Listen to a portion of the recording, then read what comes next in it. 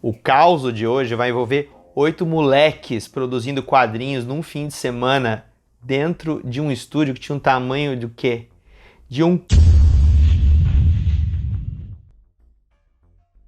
Vamos situar no tempo. 1941. Em 1941 a gente já tinha um cenário que foi construído alguns poucos anos antes, graças ao surgimento do Superman e do Batman. E logo personagens que vieram na rabiola do Superman, como o Shazam, né?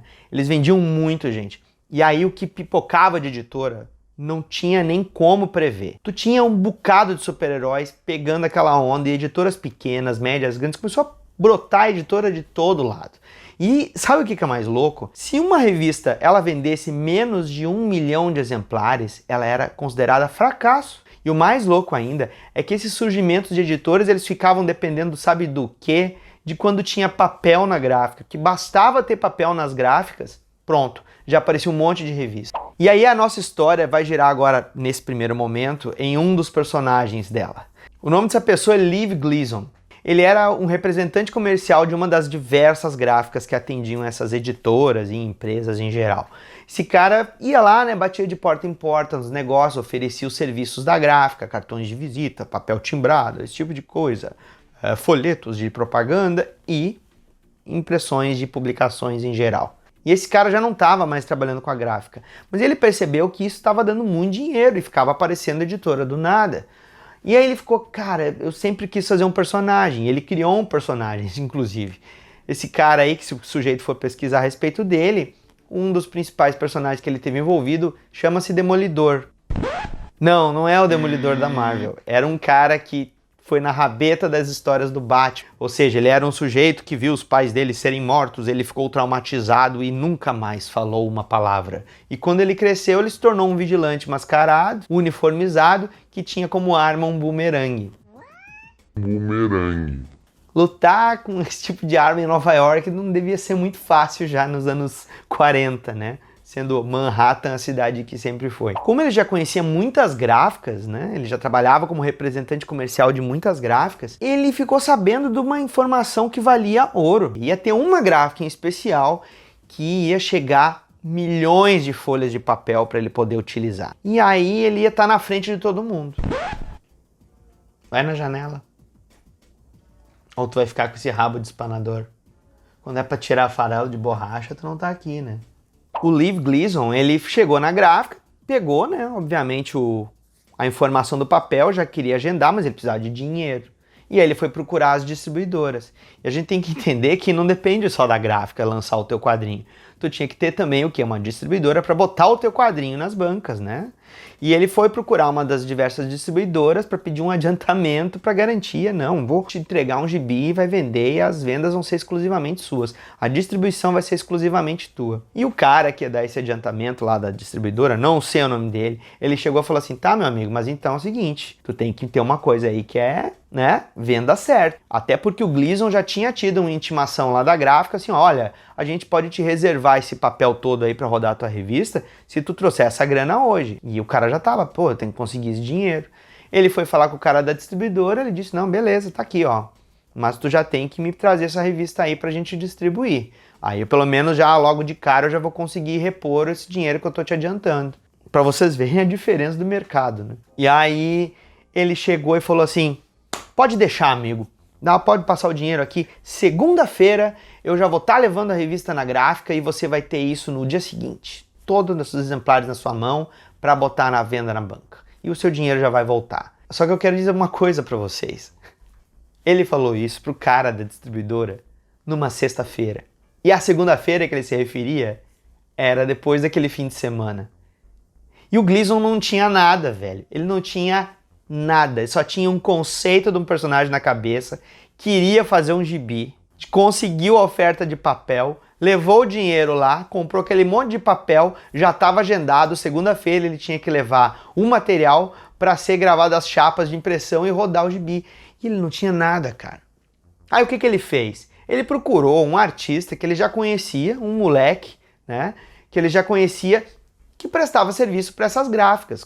Às vezes o cara tinha que fazer um mascotinho, uma ilustraçãozinha para um anúncio publicitário, ele tinha que fazer uma arte para um folder, coisas do tipo, um desenhista freelancer. Esse cara era o Charles Biro. Quem for pesquisar também vai ver que o Charles Biro, ele é um autor de quadrinhos, né? Trabalhou bastante ali no período da Era de Ouro, mas ele só tinha uns 18 anos nessa época e já estava prestando serviço, cara. E ele dividia um estúdio com outros dois caras que eu já vou falar, são outros personagens dessa nossa história.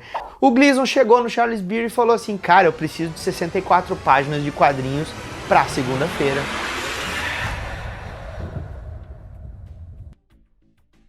Aí o Charles Biro, beleza, faço sim, tranquilo. O que você vai querer? Olha, vocês têm que me encher essas páginas aí. A única coisa que eu quero é que seja feita a história de origem do meu personagem, que é o Demolidor, ou o Daredevil, e é assim, assado, o cara deu aquela explicação en passant, assim, beleza, vou fazer. Aí o Charles Biro falou, bom, vou juntar uma galera. E o Charles Biro, como eu falei agora há pouco, ele já dividiu o estúdio dele com outros dois caras. Jerry Robinson, para quem não sabe, ele criou o Coringa, criou o Robin, ele trabalhava no estúdio do Bob Kane. O terceiro cara que fazia parte desse pequeno estúdio que eles dividiam ali era o Bob Wood. Esse Bob Wood é um cara que é uma das histórias mais trágicas dos pulps e dos quadrinhos. Vale um causos à parte, assim, porque esse sujeito ele fez tudo de errado na vida. Mas não é o assunto agora. Assim, só esses três caras eles não iam dar conta do recado. Então eles começaram a juntar mais gente. O Bob Wood foi falar com dois irmãos dele. Ele foi falar com o Dick e o Dave Wood, que não se tornaram profissionais muito reconhecidos no meio. Mas eles eram praticamente caras que ajudavam o Bob nisso aí. Então eles tinham uma pequena noção ali de poder passar nanquim, completar áreas pretas, fazer esse trabalho mais básico. E o Jerry Robinson, como ele já trabalhava lá dentro do estúdio do Bob Kane, né? Ele foi falar com um cara chamado George Roussos. Ele era Ghost Penciler do Bob Kane. Muitas HQs do Bob Kane foram desenhadas justamente pelo George Roussos, e aí ele não tinha uma assinatura dele. Então ele acabou sendo também um dos angariados para essa equipe. O George Roussos, inclusive, tempos depois, já não sendo um Ghost Penciler, ele se tornou um arte finalista muito rápido e muito requisitado. Ele arte finalizou muitas páginas do Jack Kirby e do Steve Ditko na Marvel. Ele arte finalizava o Ditko no Doutor Estranho, lá no iniciozinho do título, e o início do Quarteto Fantástico do Kirby, inclusive. Só que o Jerry Robinson também, né? Além de chamar o George Roussos, ele chamou outros dois caras. O Bernard Klein e o Morton Maskett, que também dividiu um apartamento com o próprio Jerry Robinson para fazer todo esse esforço aí. Então vocês imaginem o seguinte, cara, eram 8 moleques de 19, 18 anos, num estúdiozinho mequetrefe que ficava no meio dos puteiros, no meio do inferninho ali no centro de Manhattan, na rua 52. 8 caras trancados num fim de semana fazendo uma história em quadrinhos, ou um gibi inteiro de história em quadrinhos de 64 páginas. Deu errado? Não deu errado. Vocês já vão saber. O fato é que sexta-feira, né, pegaram o job na sexta, já estavam lá. Cara, o estúdio, eu vou descrever para vocês. Era um negócio de um tamanho, eu não tenho as dimensões exatas, na minha pesquisa não tinha dimensões exatas, mas não tinha cozinha para começo de conversa. Devia ter uma cadeira aqui, outra além das cadeiras nas pranchetas, talvez uma poltrona ali para eles puxarem um ronco ali entre um trabalho e outro, e 2 pranchetas. 2 pranchetinhas que cabia no máximo 2 pessoas. Então esses 8 carinhas estavam lá, e enquanto estavam se revezando ali nas pranchetas, espremidos, ou um de frente para o outro trabalhando, o resto metia uma tábua nas coxas e desenhava ali, literalmente nas coxas, ou então desenhava no chão, cara. E sexta-feira eles entraram noite adentro, já bolando o quê? As histórias, os diálogos, mas principalmente as histórias, porque além do Daredevil eles tinham que criar outros personagens para encher o gibi. E aí o Jerry Robinson, ele acabou tendo uma ideia de um personagem chamado London. Por tempos depois, o próprio Jerry Robinson ficou muito surpreso porque ele foi o primeiro personagem a trabalhar com a temática da Segunda Guerra, antes do Jack Kirby ter criado o Capitão América junto com o Joe Simon, para vocês terem uma ideia, então. E gostando da parada, né, desse personagem aí que o Jerry Robinson acabou tendo uma ideia de um espião que trabalhava para a coroa inglesa, tal, combatendo os nazistas, o Roussos, ele acaba criando um outro personagem chamado Black. Inclusive ele teve uma adaptação há pouco tempo agora pela Dynamite, porque alguns desses personagens ficaram até em domínio público. Blackout, isso mesmo, Blackout. E ele cria esse personagem também. O Blackout e o London, então, são os outros dois personagens que, junto com o Daredevil, complementavam as histórias ali desse gibi, né? E eles começaram a entrar no desenvolvimento. Cara, eu tenho certeza, sexta-feira de noite ali, no centro de Manhattan, nessa rua 52, no meio dos inferninhos, cara, eles devem ter saído pra beber, eles devem ter saído pra fazer muita coisa. Vida louca. Imagina os moleque, cara, estavam tudo lá.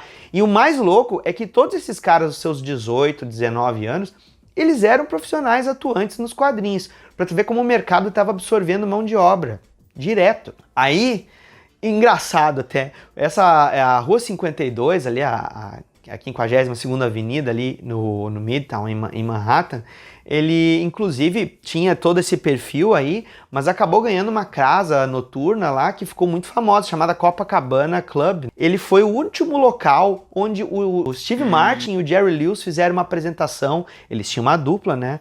Todo mundo conhece o Jerry Lewis, mas muitos dos filmes do Jerry Lewis eram junto com o Steve Martin, eles eram uma dobradinha. O Steve Martin era o Croner, o Jerry Lewis era o comediante, e nesse Copacabana Club, que ficava nessa rua aí também, o iniciozinho lá, décadas depois, eles fizeram essa apresentação, que era onde, inclusive, os dois faziam stand-up. Eu tô comentando isso porque, fazendo a pesquisa, eu me lembrei que uma das festas da DC Comics, na Nova York Comic Con, foi lá. E, cara, isso dá um causos à parte, em que um dos protagonistas dessa história é a pessoa quem vos fala. É a história de bebedeira, então deixa pra depois, ok? Quem sabe se a gente atingir aí, né, 20 mil inscritos, eu acabo fazendo isso aí. O fato é que eles ficaram, então, essa sexta-feira trabalhando direto, bolando as histórias. E no sábado, cara, eles ficaram, ó, na base do café, na base do cigarro, comendo qualquer coisa que tinha para vender ali perto, trabalhando. E a gente estava numa época ali de frio, né, no final do ano. Ou era o início do ano seguinte, eu acho que era início de 41 por aí. E eles estavam trabalhando dele, cara, fazendo, bolando diálogo, sabe, falando ali o que o fulano ia escrever no balão, revisando os diálogos, já fazendo as letras, né? E o mais louco é que, assim, já tava num ponto, cara, que eles estavam assim, essa fala tá muito longa. Corta aquilo ali pra ir rápido, já fazer o balão, e às vezes o cara ia desenhando, já ia passando o nanquim no cenário, não tinha espaço que chega, tinha que completar e tudo mais. Tudo bem. Sábado entraram nesse ritmo de trabalho frenético, né? Quando chega a madrugada de sábado para domingo, amigos, Nova York teve a maior nevasca em anos. Era 1,5 metro de neve na rua. Cara, 1,5 metro na frente das portas, tapou carros, tapou os poucos veículos que tu tinha no centro de Manhattan. E, cara, era um domingo, centro de Manhattan, deserto. Quando eles acordam e eles olham pela janela do estúdiozinho, cara, 1,5 metro de neve na rua, velho. Tudo branco. E não temos nada para comer.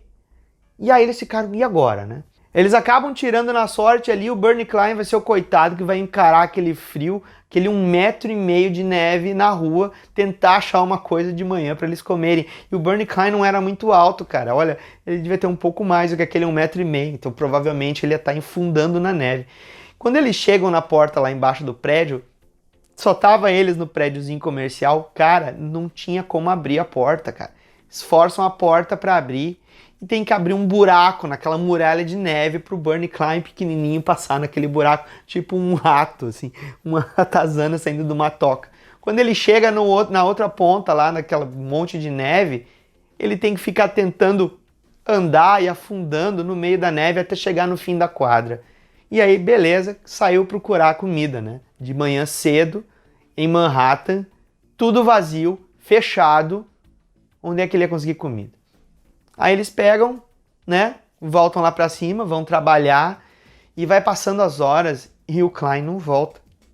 E eles começam a achar assim, caralho, velho, esse cara morreu na rua, ele deixou a gente aqui, velho, pra morrer. Não tem nada, nós estamos trancados aqui, cara. Essa neve não vai se desfazer de uma hora pra outra. Depois dessa nevasca, agora é um rigoroso inverno.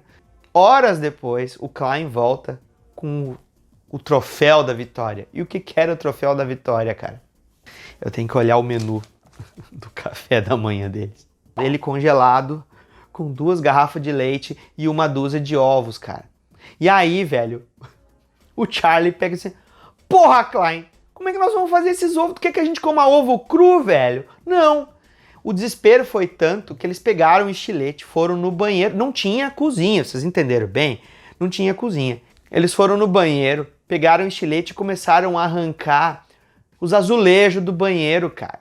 Fizeram fogo, porque papel pra caralho eles tinham no estúdio pra desenhar. Pegaram papel, velho, os papel de layout e tudo, logicamente não das páginas originais que eles tinham feito. Começaram a botar dentro da banheira, assentar os azulejos, cara, e fazer fogo. E aí, eles começaram a cozinhar os ovos, fritar os ovos em cima dos azulejos, cara, pra poder comer ovo cozido, feito na brasa, com os azulejos que eles estavam esquentando, cara, e tomando leite. Eles passaram dali o resto do dia, velho, comendo ovo cozido com leite. Imagina a peidorrança que foi lá dentro daquele estúdio. E não podiam abrir a janela porque estava congelante lá de fora. Talvez até tivesse o aquecimento a gás. A calefação dos prédios era preparada principalmente para isso. Mas, cara, uma peidorrança, os caras tendo que terminar o gibi. Mas ficou pronto. Segunda-feira, o Sr. Gleason tinha o seu gibi de 64 páginas, feita à moda caralho, num fim de semana, por 8 moleques dos seus 18 e 19 anos, que ficaram o fim de semana direto peidando, desenhando, arte finalizando e escrevendo personagens que até não eram nenhum primor, mas com certeza foi feita aquela efervescência. Com certeza, se você está vendo esse vídeo e tu na tua adolescência, na tua infância, ou até mesmo já na vida adulta, com outros colegas que você gosta de desenhar, você já passou por isso. Comenta aí, diz aí nos comentários se tu já não reuniu teus amigos para tentar fazer uma ideia de bolar alguns personagens e saiu alguma merda, ou pelo menos vocês passaram fome e tinham que arranjar comida em algum lugar, né? Então imagina a loucura que foi fazer esse gibi.